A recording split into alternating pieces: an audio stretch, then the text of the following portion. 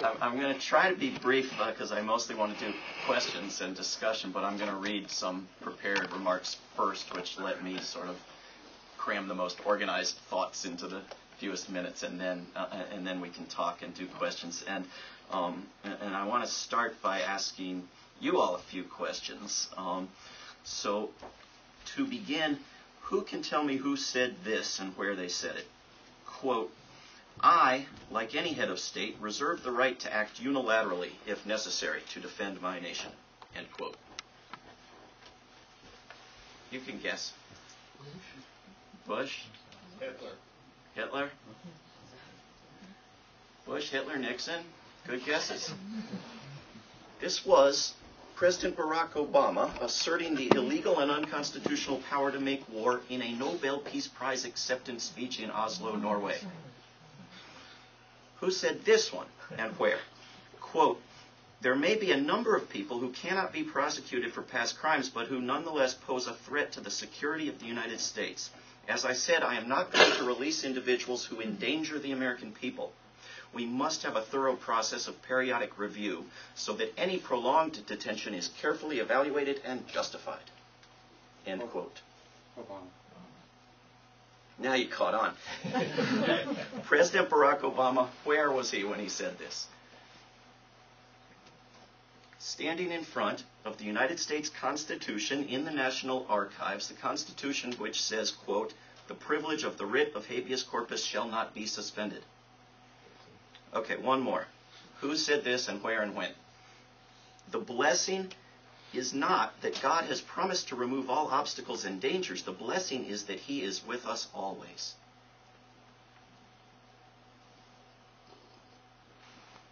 It sounds like a George Bush quote. President Barack Obama last night in the Oval Office explaining exactly how he will clean up the oil and defend the separation of church and state. So something is missing, I think, from the recent debate over whether Nancy Pelosi blames George W. Bush too much. Pelosi chose not to impeach Bush. Had she pursued impeachment, Bush would have been a better president as long as he remained in office, and his successor, whether Barack Obama or someone else, would have been far less dangerous than Obama is right now. That Bush and Dick Cheney had reshaped the powers of the presidency was not exactly a secret. In December 31st, 2007, in an editorial in the New York Times, the authors faulted Bush and Cheney for kidnapping innocent people, denying justice to prisoners, torturing, murdering, circumventing U.S. and international law, spying in violation of the Fourth Amendment, and basing their actions on, quote, imperial fantasies. If this list of crimes had been smaller, such as robbing a liquor store and killing the clerk, the editorialists would have demanded prosecution. In this case, on the contrary, they demanded the same thing that Pelosi demanded of us, that we sit back and hope that the next president was better. But the next president was destined to enter office with the power to commit all the crimes listed above and many more, including the larger crimes of aggressive war, to which the New York Times contributed so crucially. We prosecute liquor store robbers when we catch them, and we sometimes win convictions. Other times the robbers get away, but we are certain that the effort, while far from perfect, deters some people from robbing liquor stores. Had Pelosi attempted to impeach George W. Bush and failed, President Obama, or whoever was president now, would have had to operate under that deterrent. And it is highly unlikely that Pelosi would have failed to win a majority in the House for impeachment. It is unlikely she would have failed to win two-thirds of the Senate for conviction. And it is unlikely that a serious move toward impeachment and trial would not have resulted in criminal prosecution. And I say this for several reasons. First, even with both political parties adamantly opposed to impeachment, a majority of Americans favored it. Imagine what the support would have been had impeachment hearings been held. Second, Pelosi has great powers of persuasion, including campaign dollars, media influence, positions on committees, votes on bills and earmarks. She has won many tough fights, just usually fighting for horrible things. Third, the evidence of many of the crimes and abuses of power was and is overwhelming and includes public confessions. And impeachment and Senate conviction does not even require an allegation, much less proof, of a statutory crime. Fourth, During 2007 and 2008, when congressional committees subpoenaed witnesses to speak about executive branch abuses, what usually happened? The witnesses said, sorry, go ahead without me. I have to go golfing that day. And Pelosi could have begun using the Capitol Police to compel compliance, or she could have simply allowed an impeachment committee to subpoena the White House. The first solution would have resulted in tremendous public awareness of outrageous criminal behavior. The second would have resulted in the same or in near certain impeachment, because refusal to comply with a request from an impeachment committee is an impeachable offense and is what Nixon was about to be impeached for when he resigned. Fifth, if the issue of impeachment had been raised, members of both parties would have had to support impeachment, conviction, and criminal prosecution if they wanted to be reelected. The evidence of this includes the polling already mentioned and several other indicators. Even with impeachment stripped out of our Constitution and thrown on the fire, the number one demand of Obama's supporters on his campaign website was that he keep his promise to filibuster a bill giving immunity to corporations that illegally spied for Bush. The number one demand on Obama's transition website, and by the way, he refused all of these demands, the number one demand on Obama's transition website was that he open a criminal investigation into Bush. Many Democratic loyal organizations like the ACLU struggled with their members in order to refuse to support impeachment, but began clamoring for prosecution the minute Bush had done a full 8 years' worth of damage.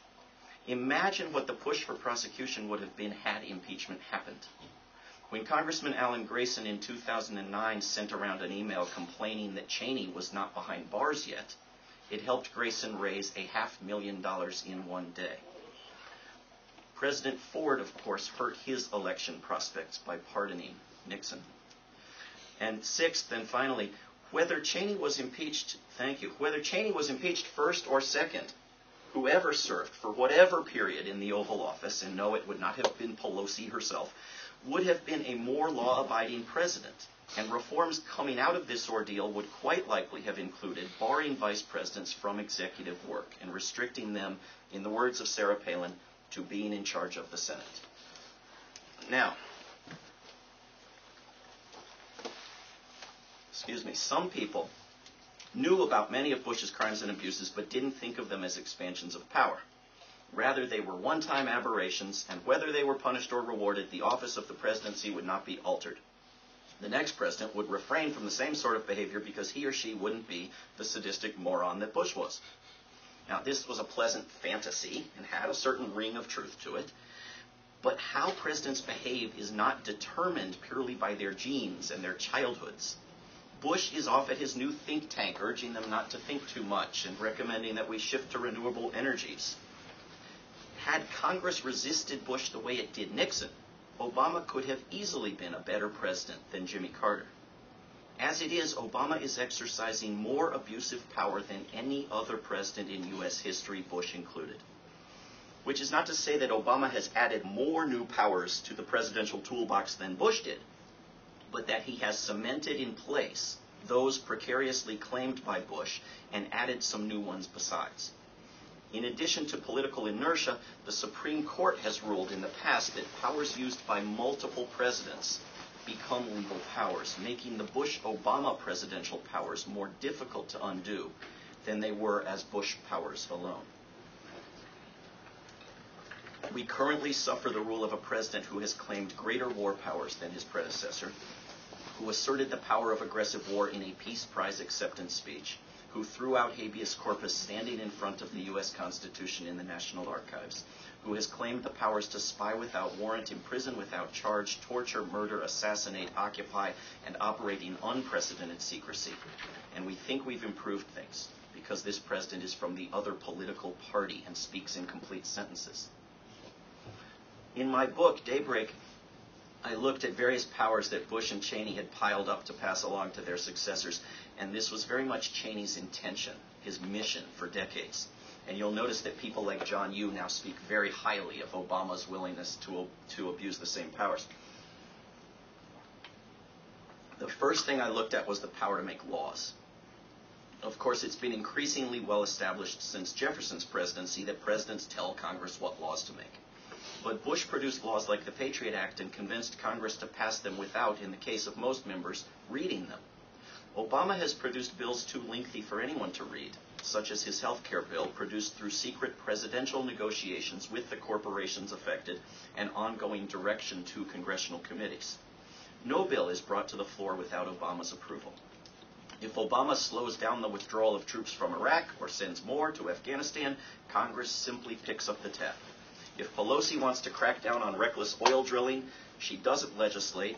She asks the president to please do something. But none of this is entirely new. Nor is it entirely new for presidents to simply make laws with so-called executive orders, or for presidents to ignore laws, or for presidents to pardon criminals. But Bush developed these approaches beyond those of his predecessors. And instead of pardoning criminals, he granted immunity to unnamed individuals and corporations for unnamed crimes, a much more dangerous approach. Obama has adopted all of these powers as his own and has gone to great lengths arguing in court to protect the immunity of Bush, his subordinates, and his corporate co-conspirators. In fact, Obama has made claims of secrecy and immunity to protect Bush and Cheney that Bush and Cheney never dreamed of, arguing that entire categories of court cases, not just particular pieces of evidence, must be dismissed on the president's say-so. Another Bush innovation in lawmaking was his particular use of the Office of Legal Counsel memo, often a secret memo, used to blatantly reverse existing law. Lawyers working for Bush legalized aggressive war, warrantless spying, torture, and many other crimes by drafting secret memos declaring that things that appeared to be illegal were actually legal. And Bush famously created a whole new use for something called the signing statement. He would sign a bill into law and then alter portions of it with a written statement. Obama swore he wouldn't do such things, but now he has. For his first half year in office, President Obama issued signing statements just like Bush's, and then he adopted a more dangerous policy. Rather than issue signing statements, which Republicans in Congress had suddenly discovered they objected to, Obama determined that he could silently refuse to comply with laws and rely on previous signing statements from Bush to make his case for him. If no previous signing statement fit the bill, he would ask the OLC for a memo. How many secret memos the OLC has drafted in the past year and a half, we have no way of knowing. And what has Obama done with Bush's signing statements? He's announced that he has the power to secretly or otherwise overturn any one of them as he sees fit, a power Obama's successor will have with regard to signing statements by Obama or Bush. Secondly, I looked at the power of war. Our Constitution wisely placed it in Congress. It is now in the White House and growing ever stronger. President Obama has demanded and received a larger military budget than Bush ever had, plus a larger war budget on top of that, not to mention the secret budget for some of the spy agencies that engage in war. President Obama continues to insist on funding the wars off the books with so-called emergency supplementals. One of these emergency bills has now been stalled in Congress for 5 months, but it's still an emergency. He's put bases into more nations. He's put more troops in the field. He's expanded the use of mercenaries and contractors. He's dramatically expanded the illegal use of drones to bomb Pakistan and other nations, resulting, among other forms of blowback, in a man trying to set off a bomb in Times Square, a man whose father's job used to be guarding nuclear weapons. Obama's Pentagon is pushing hard to use drones in U.S. skies as well. Meanwhile, Obama has, in another badder-than-Bush innovation, formally authorized secret military action in dozens of nations. He's formally done away with habeas corpus and established the power to imprison people at Bagram and other sites completely outside any legal process. He's kept our death camp at Guantanamo open. President Obama has continued to assert the power to torture, and torture has continued. He's also continued to assert the power to kidnap or rendition people and send them to nations that torture. But most disturbingly, Obama has largely replaced torture with murder. People we would have sought to capture 2 years ago, we now seek to murder instead. And Obama has claimed the power to assassinate anyone, including American citizens. And needless to say, the warrantless spying programs and other violations of civil liberties roll on, unquestioned. Miranda rights may be at risk now as well. And one reason to think things may be even worse than we know is that Obama has prosecuted more whistleblowers than any one of his predecessors. Many other powers are discussed in my book, and there's a similar story to tell, but the bulk of the book deals with what we can do about it. Needless to say, nobody's heart is broken when Congress loses powers.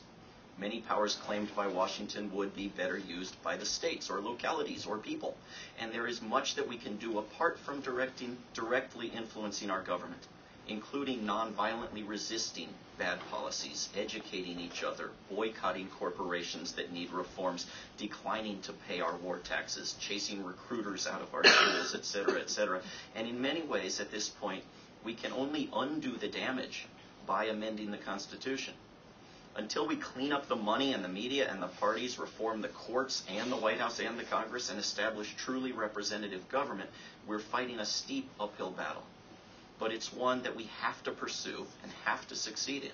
The stakes are too high to walk away. President Obama has a new nuclear policy. We will not use nuclear weapons to strike any non-nuclear nation except Iran.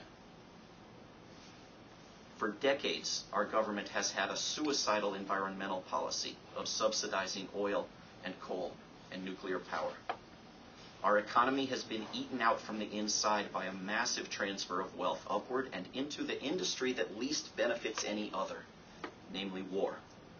As weapons proliferate, as climate change advances, as more and more people are pushed into terrorism by our overseas empire, we don't have the option of leaving our government alone. Nor is Obama's policy of looking forward and enforcing laws only against relatively petty criminals sustainable. Of course, we're in a trickier place now. Impeachment is only possible with a Republican Congress and a Democratic president, and only for offenses that make a mockery of the impeachment process and incline the public against it. Prosecution of Bush's subordinates or the former president would be hard to achieve without addressing crimes of which the current president is now guilty too. And among the current president's new powers is the power to publicly tell the Justice Department when not to enforce laws. Italy has done us the favor of convicting 24 CIA agents for kidnapping a man in Milano and sending him off to be tortured. Spain has pursued prosecutions. The International Criminal Court could theoretically truly become international. This week it added wars of aggression to the list of crimes it can prosecute, despite U.S. opposition. Civil suits against people like John Yoo and Donald Rumsfeld may someday win damages for the victims of crimes, despite the criminals never being prosecuted. But what can Congress do? No matter how many times it redundantly bans torture, it can't prosecute torturers. Well, I can think of two obvious things Congress could do. And impossible as it seems to influence a member of the U.S. House of Representatives, it is far, far easier than influencing a senator or a president. The first thing that Congress could do is completely off everybody's radar screen, and therefore very difficult, short of building a decent communication system. That is, Congress could reclaim the powers of impeachment and subpoena by subpoenaing and impeaching a man named Jay Bybee. With the exception of Joe Lieberman, who is not a Democrat and therefore does not always obey the president, nobody in Congress has subpoenaed anyone in a year and a half. Jay Bybee wrote the worst of the secret memos, or at least signed them, even if John Yoo wrote them, and is now a judge who should be impeached and removed from office. And if he were, he would bring some other people down with him. The other thing Congress can do is alive in public discussions and even in the corporate media.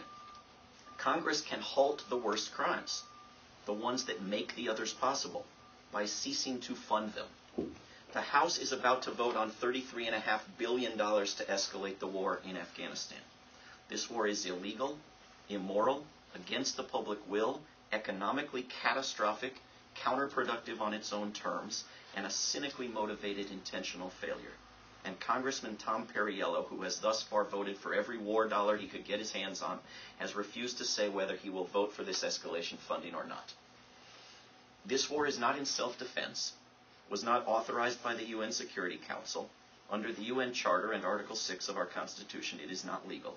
Most of the people we kill with drones are civilians, but we kill more civilians in night raids, and General McChrystal says that every single person we've killed at checkpoints has been no threat whatsoever. And what do we mean by civilians exactly? If our nation were occupied, would we consider it legal to kill those who fought back, but illegal to kill those who didn't?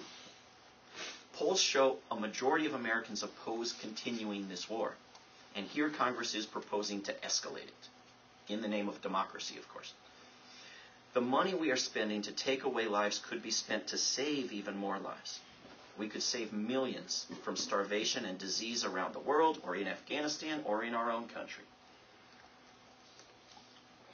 We could have 20 green energy jobs paying $50,000 per year for every soldier sent to Afghanistan, just for the cost of sending them there. A job for that former soldier and 19 others, and reduce demand for the oil and the gas and the pipelines and the bases. We're spending as much as $400 per gallon to bring gas into Afghanistan, where the U.S. military used 27 million gallons of the stuff in April. We're spending hundreds of millions to bribe nations to be part of what we pretend is a coalition effort. We've spent $277 billion on making war on Afghanistan. And using Linda Bilmes and Joseph Stiglitz's analysis of Iraq, we have to multiply by 4 or 5 to get a realistic cost that includes interest on debt, veterans care, energy prices, and lost opportunities. Public investment in most other industries or in tax cuts produces more jobs than investment in the military. In fact, military spending is economically, as well as morally, the worst thing Congress can do. During the global war of terror, we have seen a global increase in terrorism. The supposed tools for fighting terrorism may fight it, but their net impact is almost certainly to increase it. A Rand Corporation study this year looked at 89 of what it called insurgencies. With a weak government like that of Afghanistan, the insurgency won 90% of the time. Our military experts, including the retired 31st Commandant of the Marine Corps, say we would need hundreds of thousands of troops to do what we're attempting. The National Security Advisor says more U.S. troops could just be swallowed up. Now, last summer, a majority of the Democrats in the House voted for a so-called exit strategy. Here's a very basic truth that has been lost. You don't exit a war by escalating it. We did not exit Iraq by escalating it. We have not exited at all, and the escalation does not explain the decrease in violence. If it did, we would still need those hundreds of thousands of troops to do it in Afghanistan. We now have 198,000 troops and mercenaries in Iraq, and violence is down there because so many people are dead and displaced, because a complete withdrawal date has been announced, and primarily because the troops have pulled back from urban areas. When they stopped patrolling for violence, the violence went down, because the violence was being driven by the occupation. Violence will go down in Afghanistan too if U.S. troops pull back, and perhaps that is the cynical plan, to pull back and reduce but not end the occupation after a pointless battle fought for U.S. political purposes or to please the military-industrial congressional complex. We know that last year President Obama sent 21,000 more troops and 5,000 more mercenaries to Afghanistan, and that violence increased as a result. What's staggering is that the president said he was sending the first 17,000 more troops and would then sit down and figure out a plan for what to do about Afghanistan. Sending the troops was an end in itself. We know that a pipeline and major military bases are part of the desired plan, but so is winning elections back home, which is where war opposition comes in. No matter how awful Afghanistan is when the U.S. military leaves, it can never become a decent place to live during a foreign occupation. And the post-occupation Afghanistan is likely to be worse the longer the occupation has lasted. That is the opinion of the Revolutionary Association of the Women of Afghanistan. Our chief obligation is to cease committing the crime of aggression and get out of Afghanistan and Pakistan and Iraq and stop giving our weapons to Israel and Egypt. But there is no reason our troops could not employ their bravery to clean up cluster bombs before they leave instead of dropping more. There's no reason we cannot fund non-drug agriculture, as our own ambassador to Afghanistan advises us to do, instead of what we're doing. JobsForAfghans.org recommends $5 billion for jobs through the National Solidarity Program, which is run by local elected leaders in Afghanistan. Now, in one view, Congress can only influence the president. So a toothless request to end the war is just as good as voting no on the funding of the war. But in another view, not only do presidents respond better to real threats, but Congress needs to build a caucus large enough to vote down war funding whether or not the president approves. Doing so restores the power of war to where our Constitution so wisely put it and prevents future wars while ending a current one. So I want to see members of Congress commit to voting no on $33.5 billion, no matter what good things are packaged into the same bill. So today at noon, and if you're interested in having some fun today, write down this address. Today at noon, we're going to take as many people as possible into Congressman Perriello's office at 313 2nd Street Southeast in Charlottesville. And we did this a month ago. This is the second monthly event, and nobody's going to get arrested. You're not risking anything. You're going to a congressman's office to tell them what you think, and they're waiting to hear. And what we are going to ask his staff, who will be there, is whether the congressman has decided yet that he will stop pouring our money into this horrific and stupid war. So if you share that concern, I hope you will come. We have to meet on the sidewalk by the street and then walk across the parking lot into the office. We can't gather in the parking lot because it's private property. And if you're inclined to protest that, feel free, but then you will get arrested. So be there at noon at the sidewalk on the street in front of 313 2nd Street Southeast in Charlottesville, and we will all go into the office together, or if you get there late, just join us in the office. Congressman Perriello used to always tell me that he was deferring to the president, and I think somehow he caught on that I didn't appreciate that explanation for his behavior. He still does, however, defer to the president and to the Democratic Party. Last summer, Perriello wanted to vote against another emergency war bill that had been combined with a bailout for Eastern European banks. And it was the bailout that Perriello opposed. I opposed both items. However, the Democrats needed his vote for passage because all the Republicans were voting no. And they got it. And I don't know what they said to him, but they were widely reported to have told freshman members of Congress that you will be dead to us. Dead to us. Perriello, you may recall, got $1 million from the Democratic Party in Washington for his last campaign. He could not afford to be dead to them. And just after he voted for the bill, strange things started happening in Charlottesville. The Democrats bought a bunch of radio ads promoting Perriello for no apparent reason. The White House environmental big shots, including Van Jones, who was then employed at the White House, came down to Charlottesville to do a press event with Perriello, announcing almost nothing.